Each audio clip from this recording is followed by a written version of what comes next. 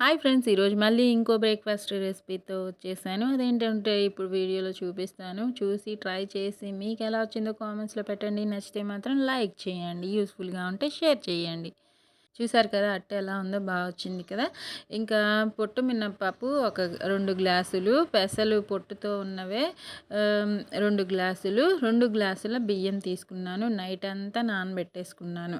ఈ రెసిపీ ఎప్పుడు పెసలతోనే కాకుండా మినపప్పు కూడా మినుములు అంటే పొట్టు ఉన్న మినపప్పుతో కూడా ట్రై చేస్తూ ఉంటే టేస్ట్ బావుంటుంది.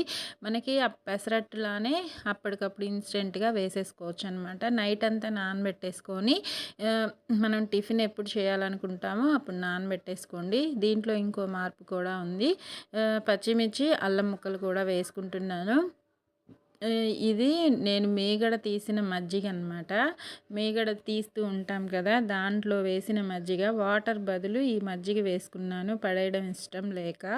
కానీ ఇలా కూడా వేసి ట్రై చేయండి. చాలా బావుంటాయి. అది మజ్జిగే కాబట్టి టేస్ట్ కూడా బావుంటుంది. ట్రై చేసి చూడండి. మజ్జిగని అలా పడేయకుండా మీగడతో పాటు తీస్తాం కదా! ఆ మజ్జిగతో అనమాట. ఇంకా మిక్సీలో పట్టేసుకున్నాను. వాటర్ వేయకుండా అవే సరిపోయాయి నాకు. కన్సిస్టెన్సీ మీకు తెలుసు కదా! దోస బ్యాటరు.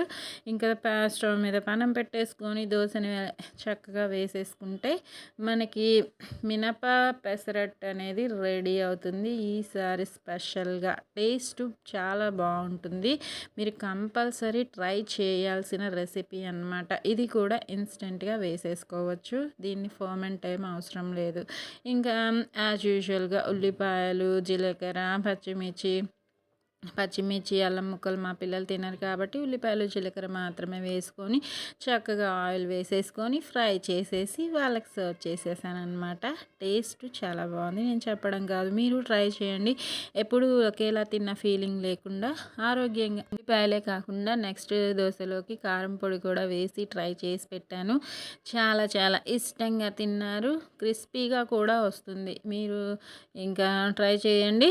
నచ్చితే లైక్ చేయండి. సబ్స్క్రైబ్ చేయాలనుకుంటే సపోర్ట్ చేయాలనిపిస్తే సబ్స్క్రైబ్ చేసుకోండి. Thank you for watching friends. ఇంకా మరిన్ని వీడియోస్తో మీ ముందుకు వచ్చేస్తాను. మీ ఝాన్సీ రాణి. ఆరోగ్యంగా తినండి, సంతోషంగా ఉండండి.